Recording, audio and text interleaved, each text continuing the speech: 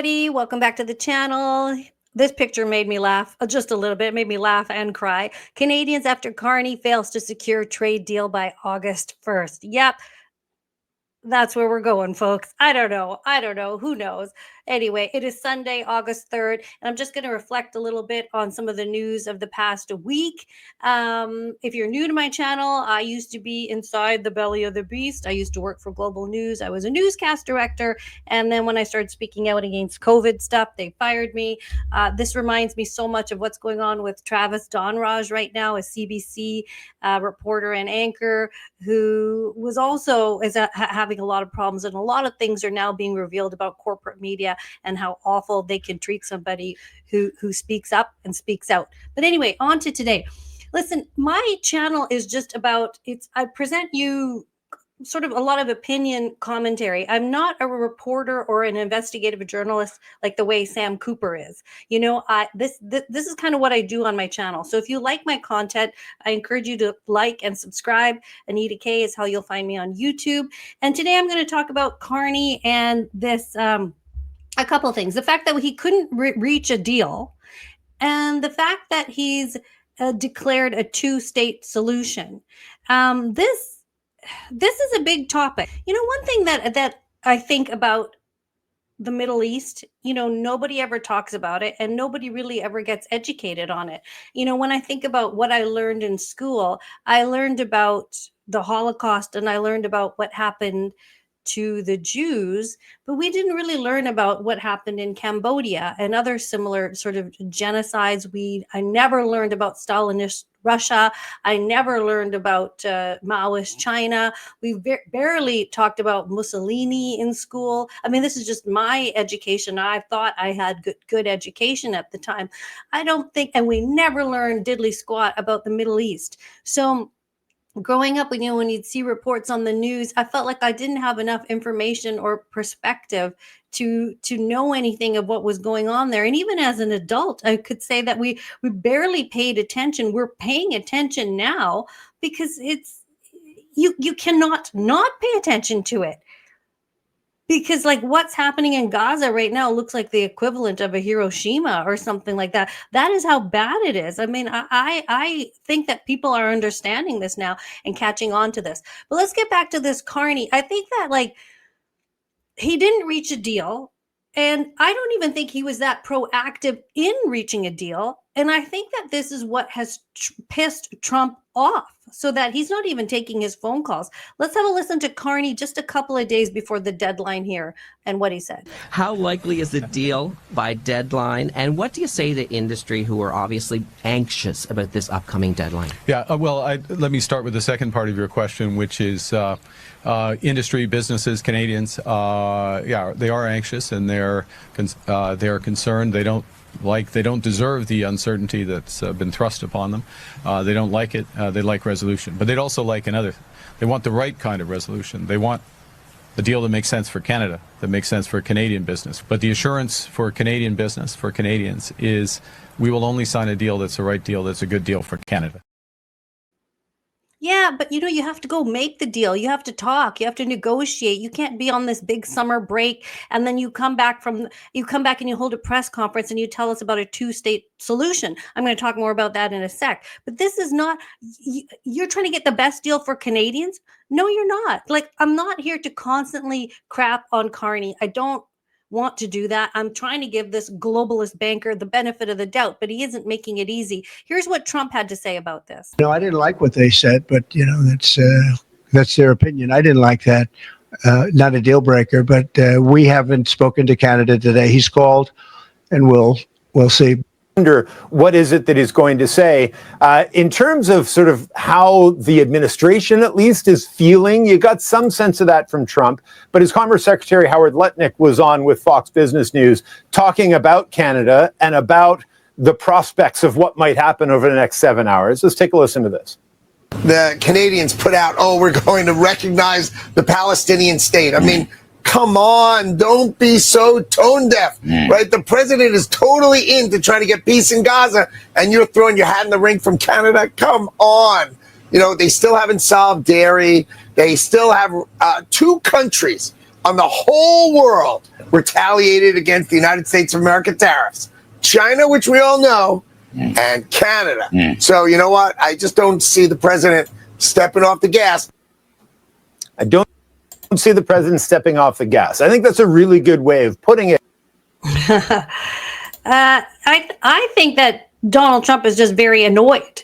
He's very annoyed that Carney is not trying to cultivate a relationship. He's just being too cold. He's being too inward. He's being too insular, and he's not stepping up. And the thing is, like, we're in such a crisis in this country. People have such financial worry about what is going to happen to their business, and they're on vacation. And when they come back to do a press conference, he stands there with Anita Anand, and that clip, he's standing there with some others, and talking about a two-state solution, which is also an important thing. But where are your priorities? But this brings me to, there's a lot going on here that we don't understand. Let's talk about the two-state solution for a second. So Carney isn't the only one to say this. President Macron, Emmanuel Macron of France, he was the first one to declare that he believes in a two-state solution. Then Keir Starmer chirped up. Then Carney is now chirping up. And so they're going to say this officially next month at this UN meeting that they're going to have. And I think this is just to put pressure on Israel, because when you look at it, the whole world is watching now finally and paying attention, and support for Israel, the Israeli government, not for the people. I'm sure that the Israeli people don't feel good about a lot of what's happening, but the Israeli government is not looking good on the world stage. So by Macron, Starmer, and Carney declaring a two-state solution, I think they're doing that in hopes to put pressure on them because of their absolute brutal annihilation of Gaza. What happened on October 7th? And now it's sort of well known that even Netanyahu sort of backed Hamas. I don't even know if I'm allowed to say that, but I think that is well established now that he kind of, he's had a hand in this. It's like October 7th didn't sneak up on them. You can't have the IDF and Mossad not know that was going to happen.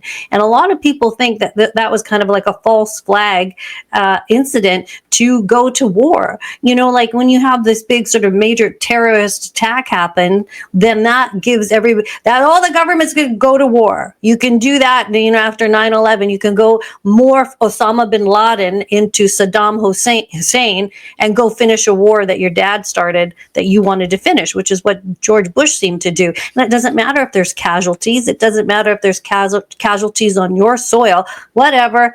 That's all collateral damage in order to do what the big picture is that they seem to want to do.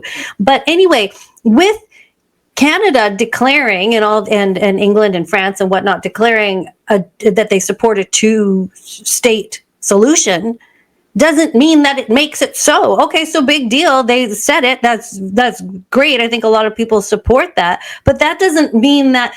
So why isn't Trump still talking to him? Is it that Trump is bound by something else? Like maybe as much as he might want to be free from Israel, he's kind of tied to Israel. I mean, his son-in-law, Jared Kushner, helped sort of broker the Abraham Accords but he's friends with Bibi. Jared Kushner is. I mean, I think he's got some financing for that apartment that he owned that went bankrupt, 666 Fifth Avenue. So Jared Kushner has some very tight Israeli connections, being that he's friends with the prime minister from things that I've seen. I don't know for sure, but so why wouldn't Trump want to, still talk trade? Is it that there's he's hamstrung by Israel in a certain way, or is it that he's just annoyed with Canada and he sees this as such a low priority on the totem pole? He's off doing deals with Vietnam, which is a massive population, with Japan. Look at the deal he just brokered with the UK. He's off doing all this other stuff. In Canada, we're playing coy. We're not big enough to play coy. We look at all the businesses that are U.S. owned. and look at what Canadian puts out, what we put out. We just don't have the chops to go up against the US, and we can't be banging on about retaliatory tariffs that aren't going to do anything. What are you going to do now? So anyway, let's listen to a little bit about his two-state solution.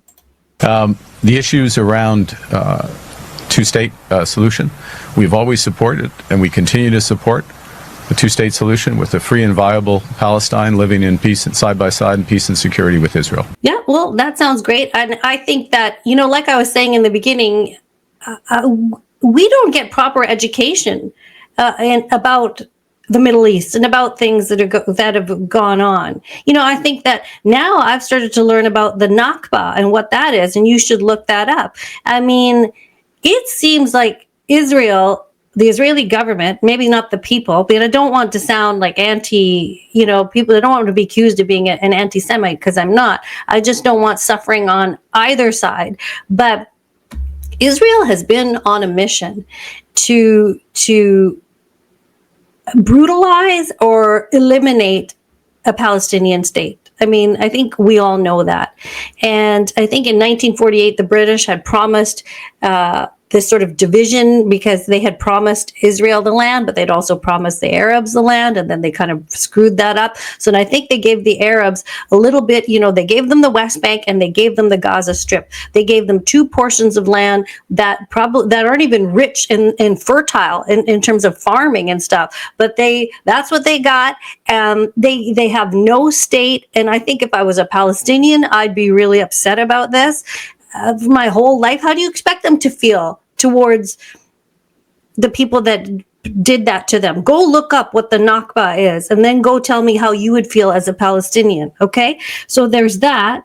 I know I'm going to get all kinds of comments in here. This is a topic that people don't even want to touch, because it's a triggering topic. It's a dividing topic. It's like vaccines, but what the hell? I went hog wild talking about that. I might as well talk about this. I mean, Israel wants Gaza to release the hostages. Hamas is the sort of de facto kind of entity that took over. They're not really the official government. They're kind of the de facto government. So they've got Israeli hostages. Israel wants the hostages.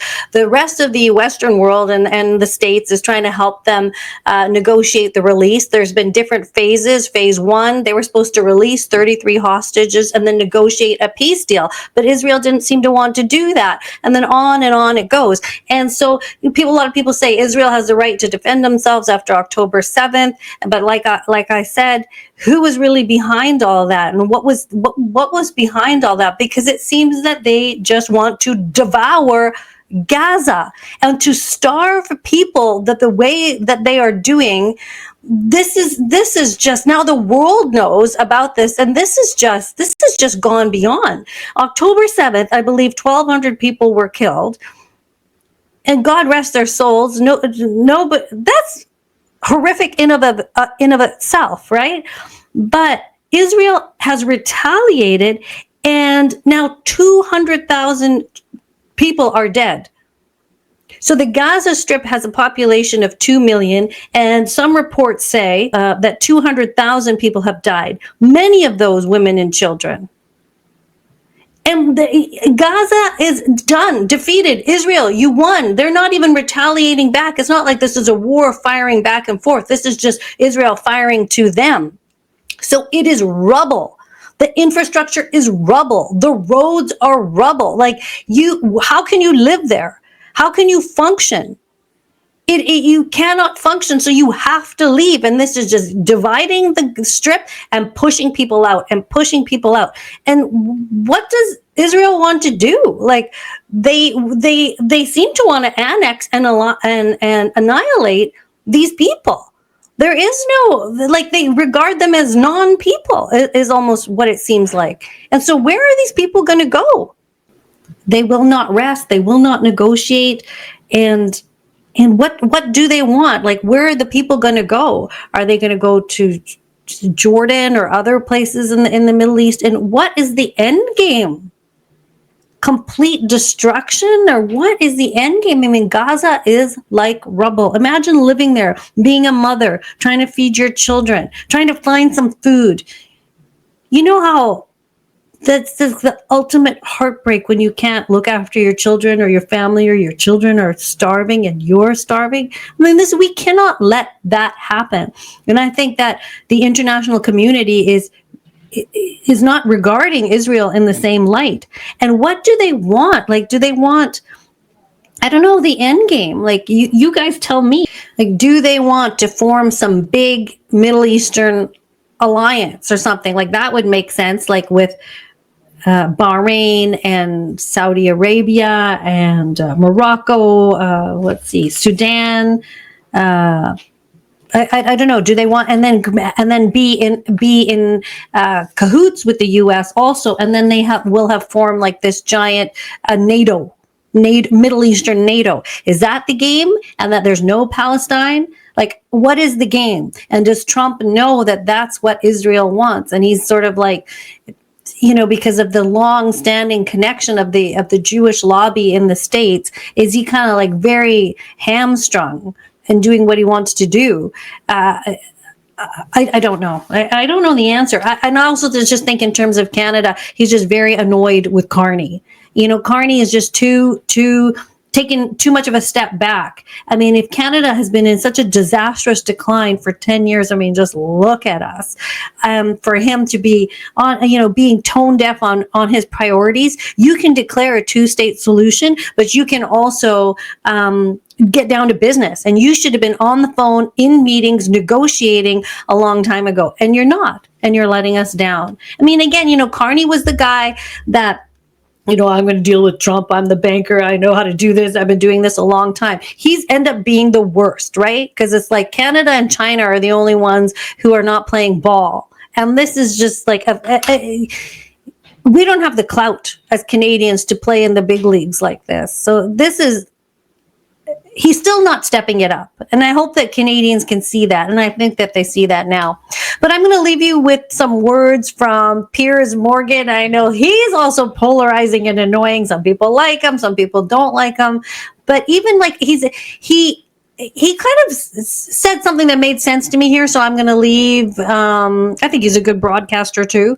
But I'm going to leave you guys with this. Yeah, if you enjoy my channel, please consider liking and subscribing. And it does seem like, I don't know if YouTube unsubscribes people or if people just go, oh, I don't like you and unsubscribe. I don't know. It doesn't. It's all good. But if you do enjoy my content, please subscribe. That is what enables creators to be able to make more. Okay, here is Piers Morgan.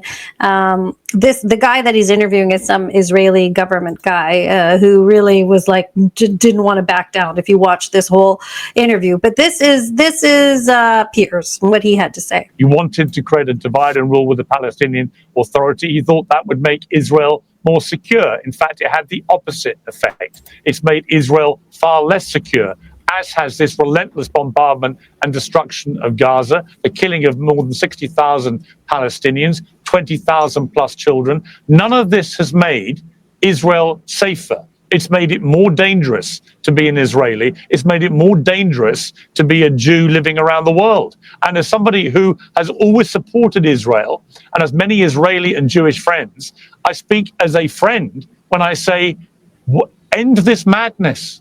This is completely insane. The rest of the world is now looking at Israel utterly aghast, even your closest allies, even your friends, even your supporters. And they're saying, when is enough enough? This has to stop.